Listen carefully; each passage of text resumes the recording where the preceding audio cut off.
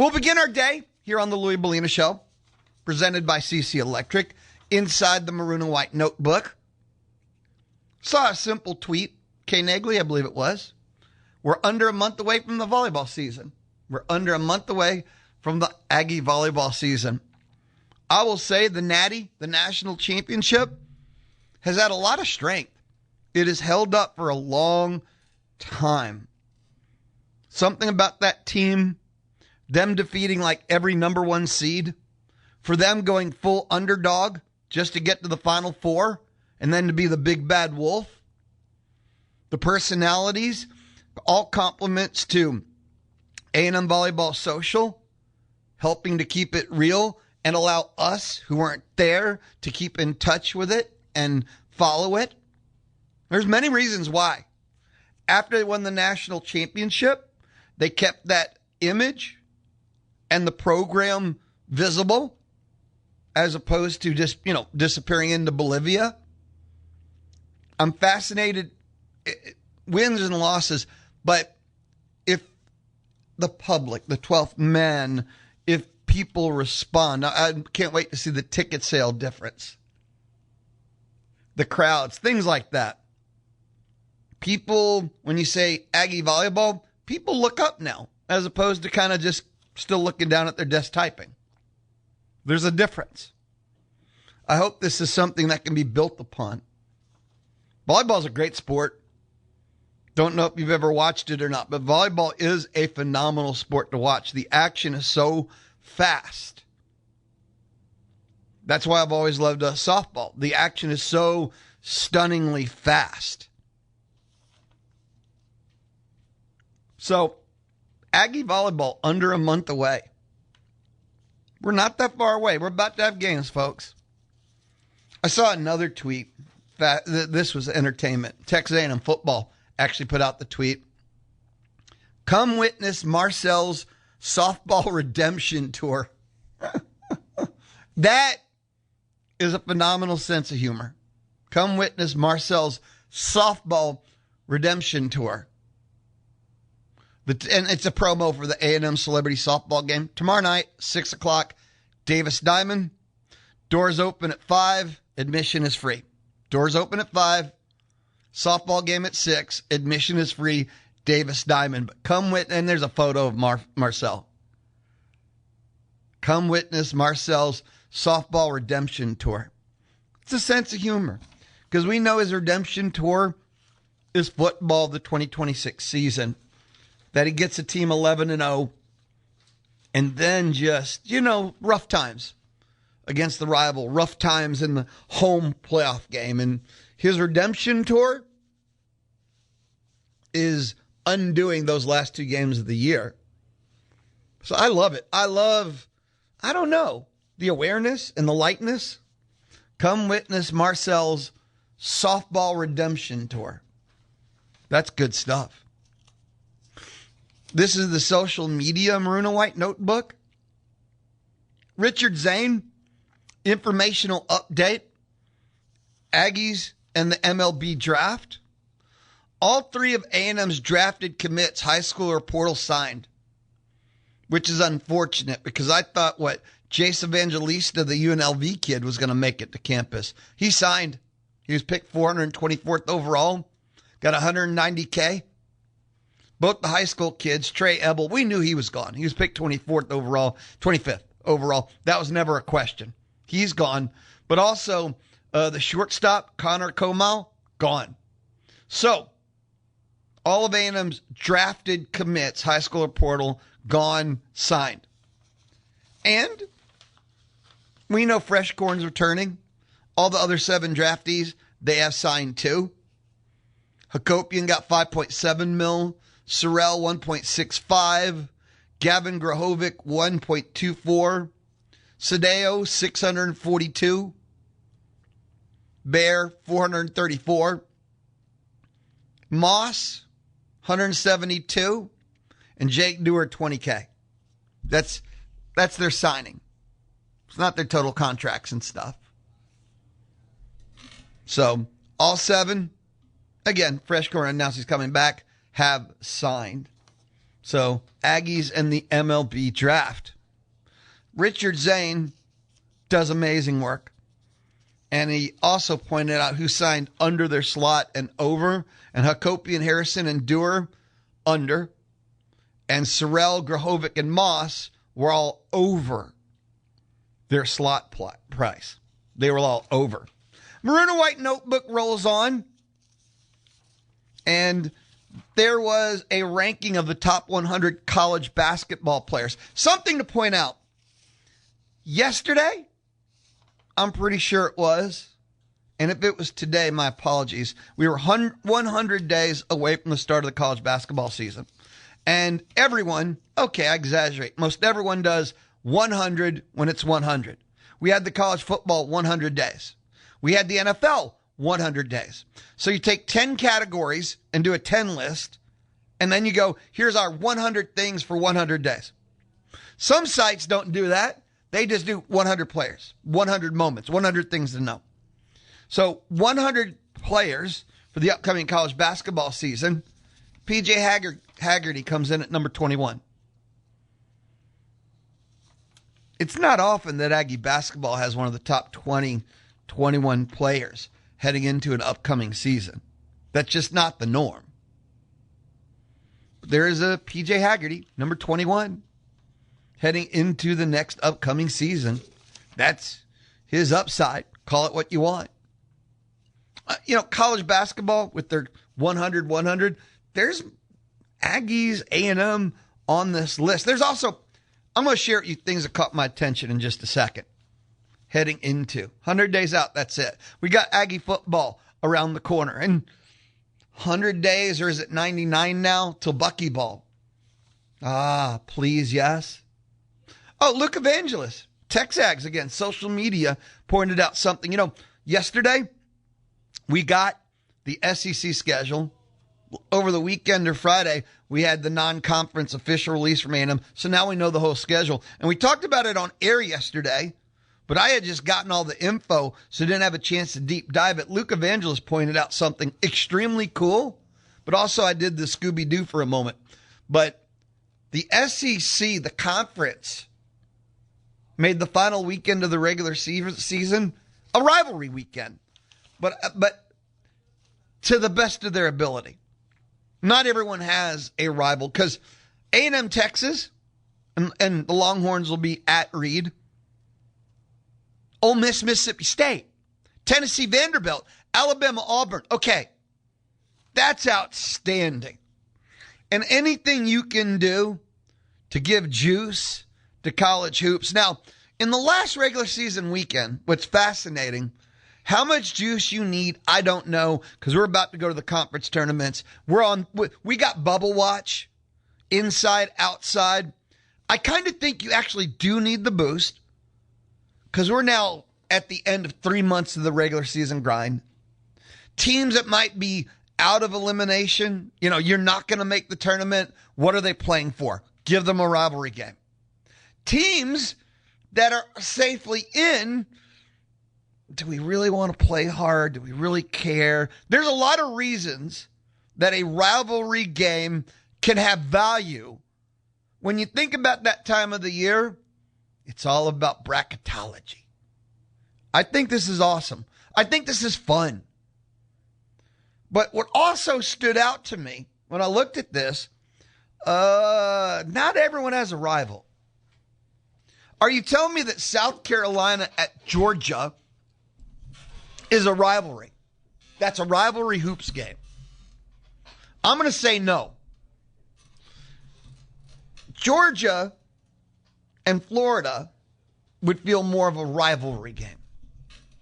They got Oklahoma at Arkansas. No. Just no. And I understand something, by the way.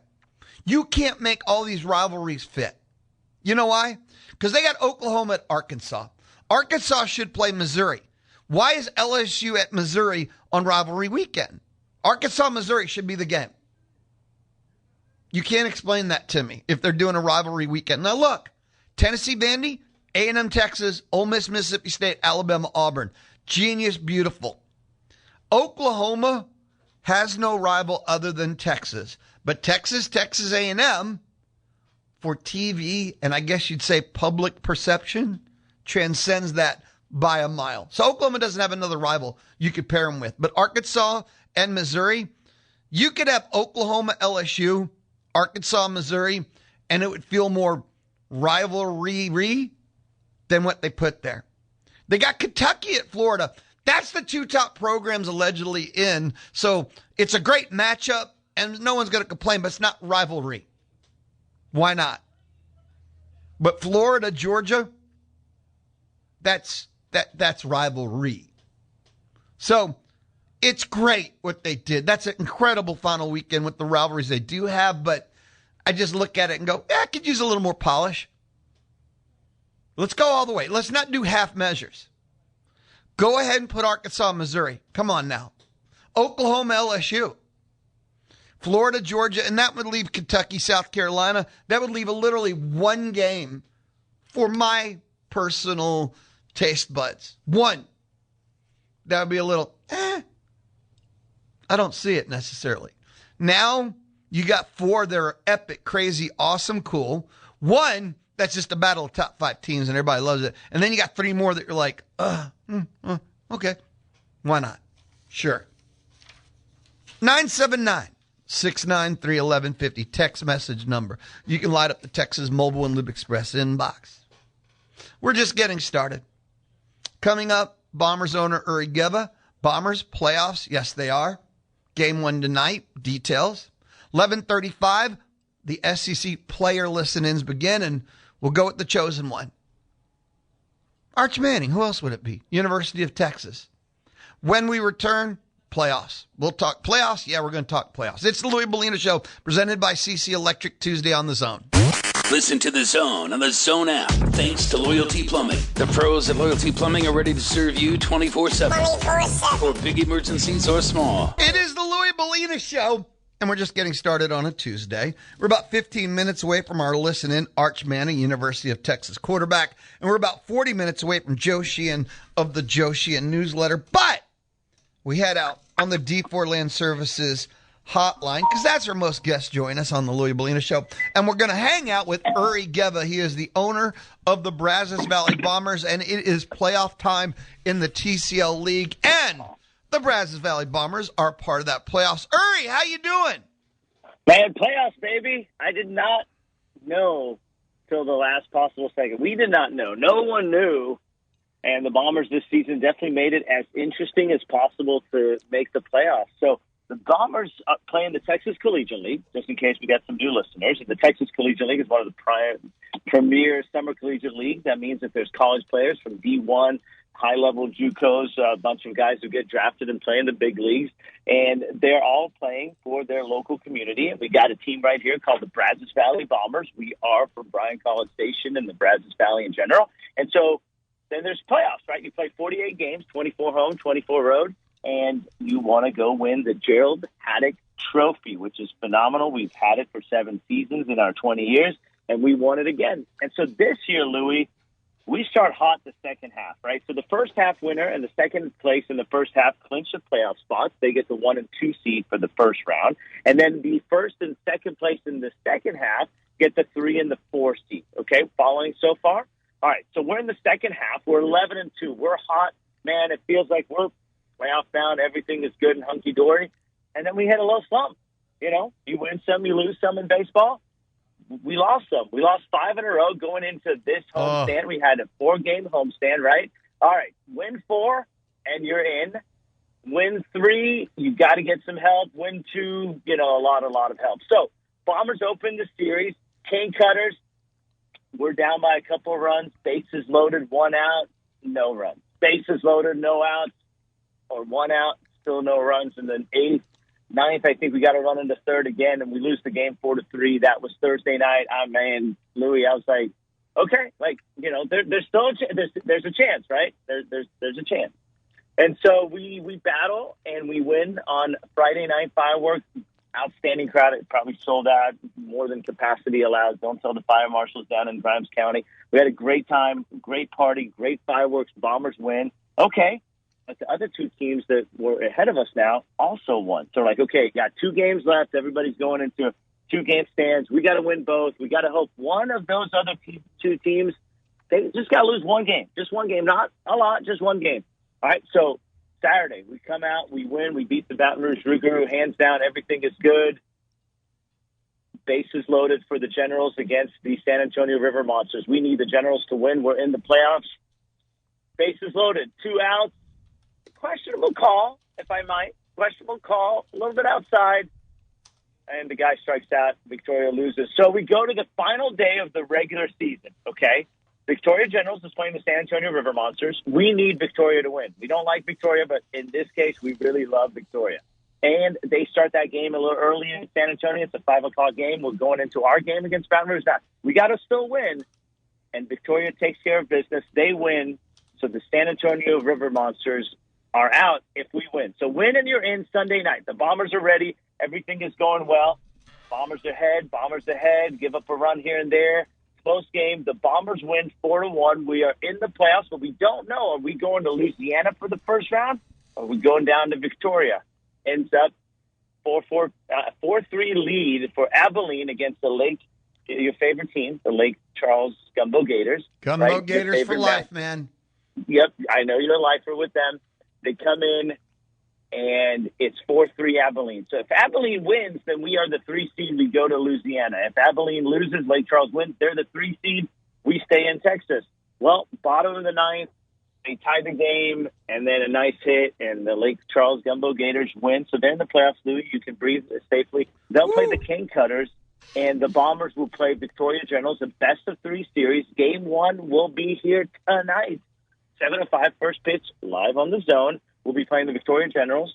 They're the 1 seed. We are the 4 seed. Now, if, I like to say if, you like to say when, if the Bombers win this first round, okay, we got to win tonight and then win 1 of 2 games on the road, and the King Cutters beat your lovable Gumbo Gators, the Bombers would host a championship Saturday back here in Navasota. If the Bombers win the first round and the Gumbo Gators win, we'll have to go to Lake Charles and party over there at the Golden Nugget with all of our best friends. They have casinos, right? as you just. They have casinos. The Golden Nugget. They have casinos in Lake Charles. You also can find a nice place to eat or two, but they have casinos. Yeah, so it's going to be interesting. We're not going to worry about the championship Saturday. We first got to take care of business tonight. Get the home field advantage back to us. We win tonight. We just got to win 1 tomorrow or Thursday in Victoria. It's going to be a tough battle. Both teams are tired at the end of the season. We got Michael Orris as the head coach for the Generals. He just won his 300 games this season. They retired his jersey for coaching there forever and ever. We've got a young guy leading the charge for us, Ryan Targaj, a former Aggie 12th man for the baseball team. He knows how to win some games. So looking for some inspiration, looking for some of our guys to step up. We got Tanner Cooper, who leads the league in home runs, right? No, Tanner Connor, sorry. And then we've got Tiger, who is second in the league in stolen bases. Both of those guys, one starting at short, one starting at catcher. So we got some depth on the batting side. I think we'll get some runs. Hopefully the pitching is solid and nobody gets too nervous. And we go take care of business tonight and then go for the sweep tomorrow in Victoria. How do I get tickets if I want to go tonight? Playoffs, game 1 of a best-of-3. Bombers play in Navasota. I've made the trip myself. Easy ride, nothing ride. How do I get tickets? Absolutely. Go to bbbombers.com, click on buy tickets. We made it super easy. It's a click funnel. You just fill out the information. You'll get your ticket there at the gate. We're super excited. We're doing 30% off for the playoffs. It's $7 if you buy in advance, $10 at the gate. No ticket fees online for the playoff game if you buy in advance. The ticket fees so we kind of found a loophole to make sure we got playoff people taken care of. We're so excited, Louis. I can't believe it. I was shocked. I was like, we're playing playoffs. We're back. 20 years in the playoffs. So the streak continues. Everybody's excited. We're jacked to be on the Zone tonight for everybody who can't make the short trip to Navasota. We love our facility there. What a great ballpark. We're so thrilled. And next week we'll get to announce some players of the year for the TCL. We'll get to announce pitcher of the year. There's a sneaking suspicion that a Bomber might have won one of the big coveted awards for the year in the TCL. So we'll get to announce that next week. And just a great season. Super thankful for all of the sponsors, the interns, the staff, the close families, our Brian Broadcasting partners, everybody that supported the team this year. What a great season. Couldn't have done it with everybody. 20 years in the Brazos Valley. Let's bring a championship. Let's do this, okay? Look. And then we'll bring the trophy to you to the studio, take some pics, get all on Instagram and Facebook and X. And, if you're still on Snapchat, Louie, we'll even put it on your Snapchat. No, but I'm on MySpace. If you can go find us on MySpace. No, I'm kidding. I had a thought, right? So since this has been the year where you guys, home base Navasota, you've done a couple of pop-ups. Once you guys win the championship, take the trophy around the Brazos Valley. Do lunch with the Bombers next spring, where you go to the pop-up towns you've been to and just invite out, the locals or whatever, and have Kaboom and your PA guy and you and if the coach is free, if he's coming back, that kind of thing. Just take it over. The Stanley Cup does a tour, right? Just do a tour. Do a trophy tour. I love that idea. Now, I'm big into superstition, so I don't touch the trophy. I try not to, we were trying to wear the same clothes we wore when we wore 7 years ago or whenever we won the last championship. I can't fit in my clothes from 7 years from now. What are you talking about? Kidding me? So we would love to do a trophy tour if that happens. Just excited. This team is really gelled. They want it. The coaching staff wants it. Everybody in the community obviously wants it. And hopefully, it'll be a little bit of an upset, right? Victoria finished the regular season with the best record. Victoria is had our number the last couple of playoff years, but the playoff format changed this year. So the last few times that they had the upper hand on us, it was a 1-1-1 series where you play one here, one there, one back here, or vice versa. This year, because the geographical setup of the league, no one knew it would end up with 2 Texas teams and 2 Louisiana teams. It's a 1-1-1. It's a 1-2. So we play at home tonight, and then we're on the road for game 2 and 3. So feeling that home field advantage tonight gives us true home field advantage. It feels like, and it puts the pressure all on Victoria. So the hope is win tonight and make it happen on the road tomorrow or Thursday. Get your tickets at bvbombers.com.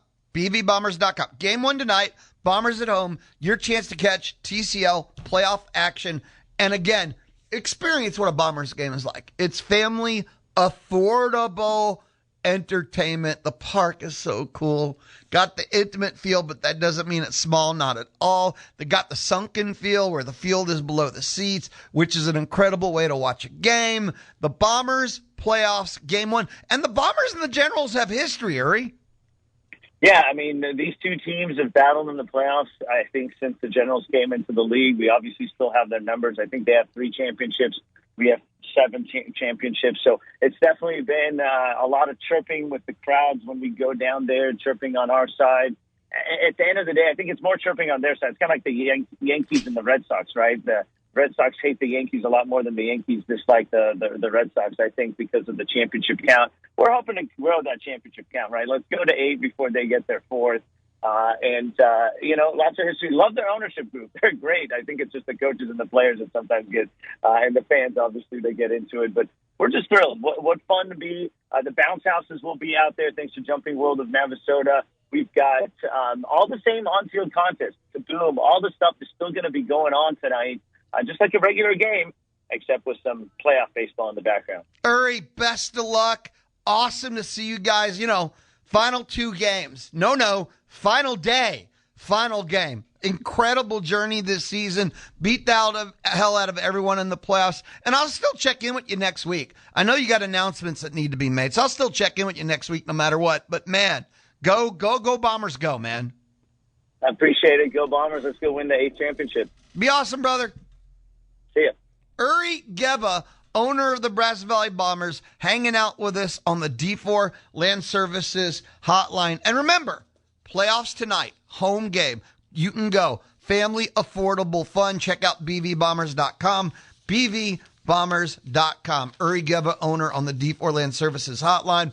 Land clearing, land excavation. Check out d4landservices.com for more information. Land fixed up, forestry, mulching, pond construction. Check out d4landservices.com for more information. Up next, SEC Media Days Week 2. The Players, Arch Manning, Texas. That's what's next on the Louie Bellina Show on The Zone. The Louie Bellina Show from inside the Charles Schwab studio. Woo! Fun is allowed and sports are fun. Weekdays 11 to 2 on The Zone. The Louie Bellina Bellina Show, presented by CC Electric, built on faith, family, community. The Louis Bellina Show. I'm still sticking with the Tuesday edition. Coming up, 12 o'clock, Joe Sheehan newsletter. 1 o'clock will be Olin Buchanan of Texags 150 Community Spotlight with the Brazos Valley Food Bank. But time now, SEC Media Days Week 2. Players, players, players. And we begin, the chosen one. It is Arch Manning, University of Texas quarterback. Okay, Arch is here. We're ready for questions. We'll start on the right side, third row. Abby Miller with the Reflector at Mississippi State. Week 2 is a big week for you guys, hosting Ohio State with a night game. How are you feeling going into that game? Yeah, we're excited. Obviously, week 2 is a big game, but, we got a bunch of big games, and so we're just going to take it one day at a time. Front row, left. Jerry with AO.com. Arch, being a third-generation SEC quarterback, what does playing in this conference mean to you personally? Yeah, it's very special to me. I grew up going to SEC games, whether it's LSU, Ole Miss, and so now playing it is a dream come true. Front row, and then pass it to your left. Trevor Denton with Way 31. Just what stood out about throwing to Cam Coleman so far? What makes him special? Yeah, obviously he's a really good athlete, a freak athlete, but he's also a really good person and a very hard worker, so we're excited to have him. Second row, and pass it to your right. Hey, Arch, Rob Gregson, A to Z Sports. What did you take from that Ohio State game, the first go-around, that you can bring into your second matchup with them? Yeah, I learned a lot. Obviously, gaining those game experiences was really good for me. Obviously, that was a rough game, so learning from it and moving on and motivating it for me for this year. Front row, and pass it right behind you. Hey, Arch, Xavier McKnight with WWSB out of Sarasota. So last season you were coming in as a first-year starter for the full time, and there were expectations coming in, lofty expectations. There are big expectations on you this year as well. How are you handling that this season after the aftermath of last season? Are you letting it impact you, or are you just focusing on going out and playing your game and running your race? Yeah, my goal this offseason was just to stay present, take it one day at a time. I'm not really worried about the outside world, and that's what I'm going to continue to try to do. Right side, second row. Peter Atticus from Mayo.com. I guess adding to what you said about Cam, how have you kind of built a relationship with him this offseason? How would you describe him as a teammate?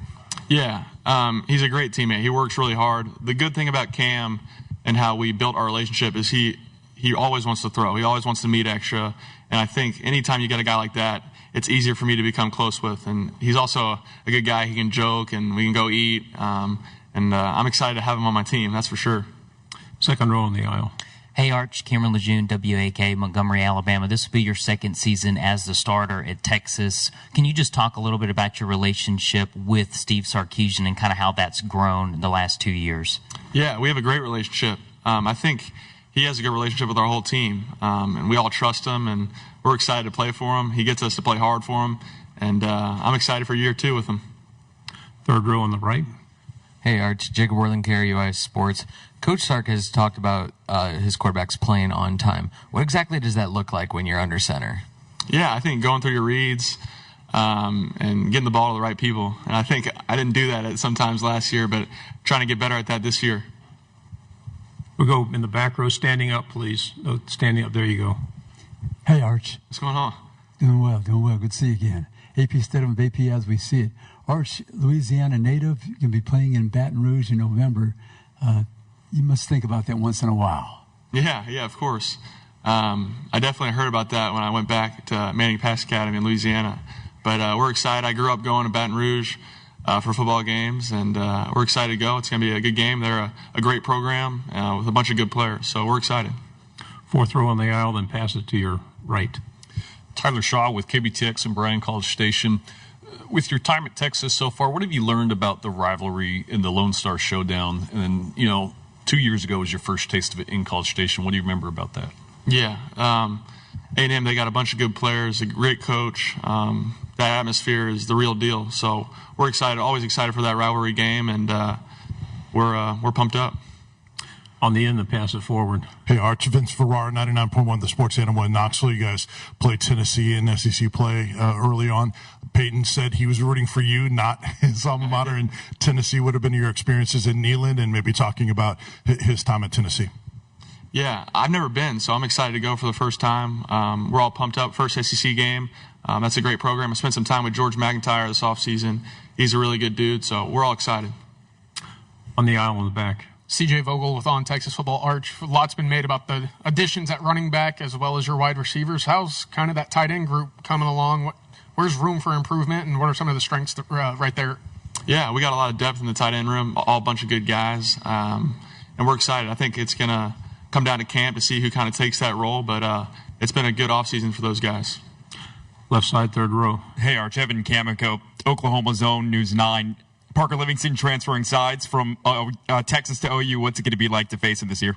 Yeah, it's going to be different. I mean, he was my roommate, so now playing against him is definitely a little bit of a change. I think that's just kind of how college football is now. We go on the fourth row in the middle. Thanks. David Edelstein, sports director at WJTV in Jackson, Mississippi.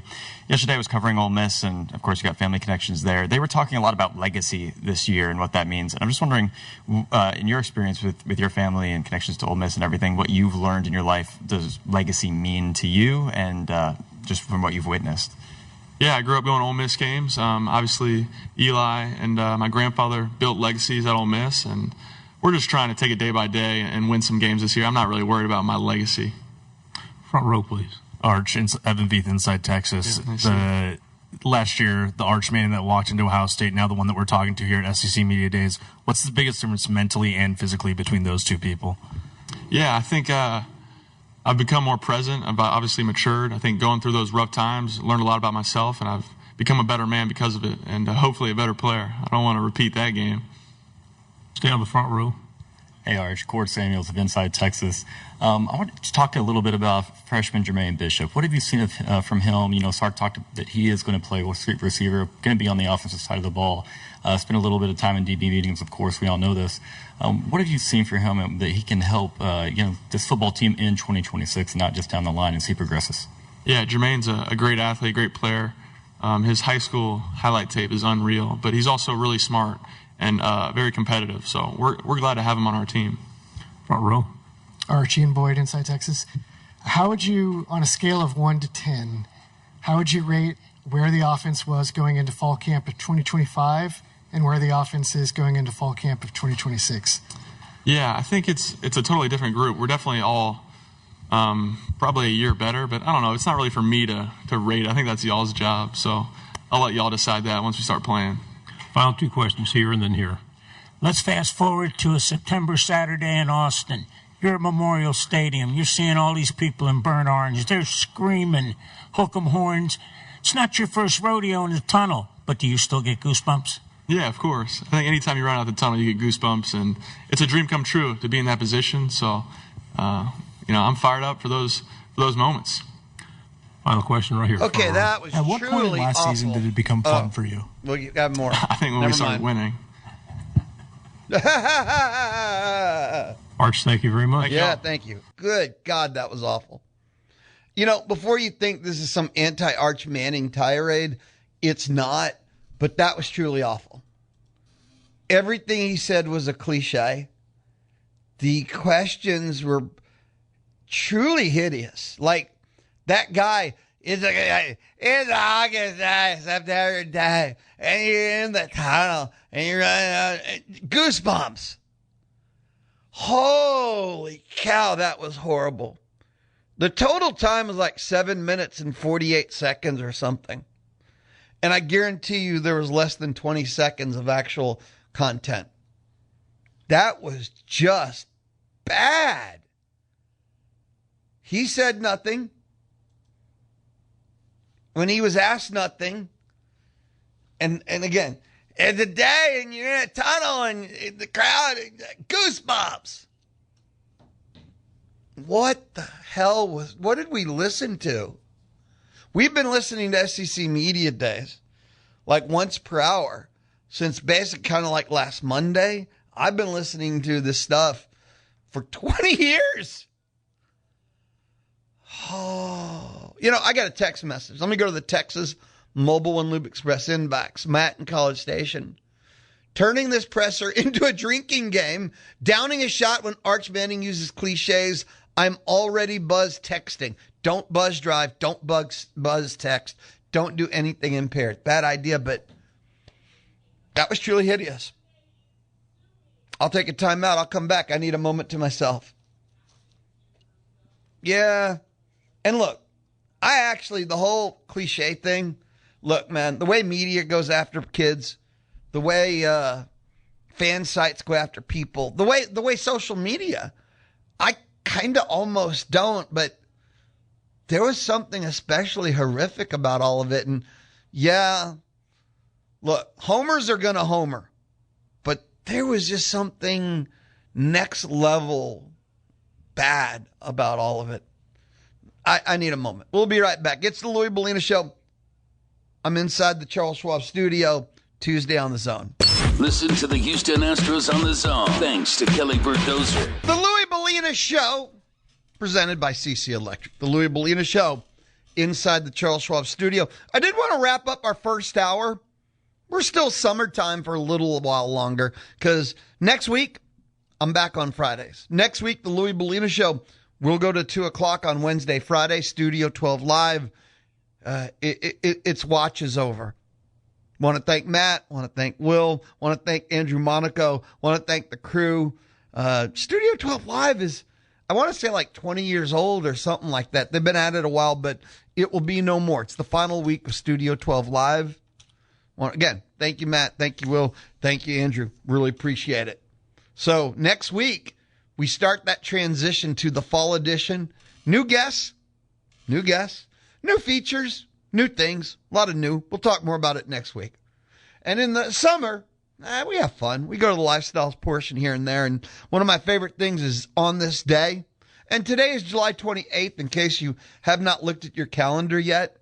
It's amazing how very little you need to know what day it actually is. It's just the day of the week that's relevant. But on this day, July 28th, 158 years ago, matter of fact, 1868, good year 1868, the 14th Amendment to the U.S. Constitution went into effect, and it guaranteed due process of law. So 1868, July 28th, 14th Amendment to the U.S. Constitution guaranteeing us due process of law. In 1896, July 28th, 130 years ago, the city of Miami, Florida was incorporated. In 1943, July 28th, 83 years ago, and this was a big one, because without them, well, President Franklin Roosevelt announced the end of coffee rationing. And if we had coffee rationing, there'd be no Starbucks. There'd be no Dutch Brothers. What kind of world? That's a world I wouldn't want to live in. 81 years ago, on July 28, 1945, I never knew about this one. That's why I'm sharing it. It fascinates me.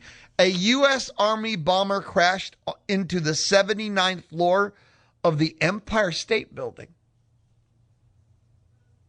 And this one is personal to me. This movie changed my life. So in 1978, July 28th, 1978, that's 48 years ago now, Animal House was released, starring John Belushi. Love that movie. Probably a top fiver, no worse than top 10, which, as many movies as I've seen, top 10 is pretty impressive. Love Animal House. I love Animal House. I love Blues Brothers. Love John Belushi. And then he dies. Come on, man. Huge fan of his. Love everything about him. Huge. But yet Animal House was released on this day, 1978. That's 48 years ago. I could do a text message survey. Who here has seen Animal House? There's nothing like it. I know after many, no. Animal House is Animal House. There is no other Animal Houses. On this day, July 28, 1987, which is 39 years ago, the Beatles. I don't know if you've heard of them. They were a musical act. The Beatles sued Nike and Capitol Records. Why? They didn't want their song Revolution in shoe commercials. Remember the Nike? I do. Great commercial. But the Beatles sued them. Stop. So in 1992, July 28th, 34 years ago, the Bared Naked Ladies released their debut album, Gordon. I just threw that in there for fun. I had to. There's more inside the lifestyles portion. This morning here at the station, me, Ryan, Ted, who was the fourth person in the hall? We had this debate because we all saw this on our screen at the same time. And you've probably had a conversation similar in concept. What would you choose? What would you choose? If you had a chance to take $50,000 cash stacked up right in front of you, or you could do a coin flip, so you have a 50-50 chance. It's 50-50, right? Where you could have $1 million or zero. You have two options. $50,000, it's cash, here, now, pick it up, take it, walk out the door. It's all yours, gone. Or coin flip for $1 million or zero. What would you choose? In the hall, we had, it was Alberto from La Jefa. And Alberto and Ryan, without hesitation, are coin flippers. Me and Ted take the 50K. And the fascinating thing about that, I'm the gambler. My whole life, I love the gamble. But there's something about the immediate impact of the 50K, and it hit me what I could do, what would be left over, where I could put it. And 1 mil versus zero. 50-50, just a coin toss. And I don't know which part of that. And one of the things we realized, we know the answer. If you're a millionaire already, you would always do the flip. If you're poor or snot, you take the 50. So some of it would be probably, your answer would be economically motivated. But which one are you? Which way would you go with this? 50K guaranteed cash right here, walk away, or would you take the coin flip for $1 million or zero?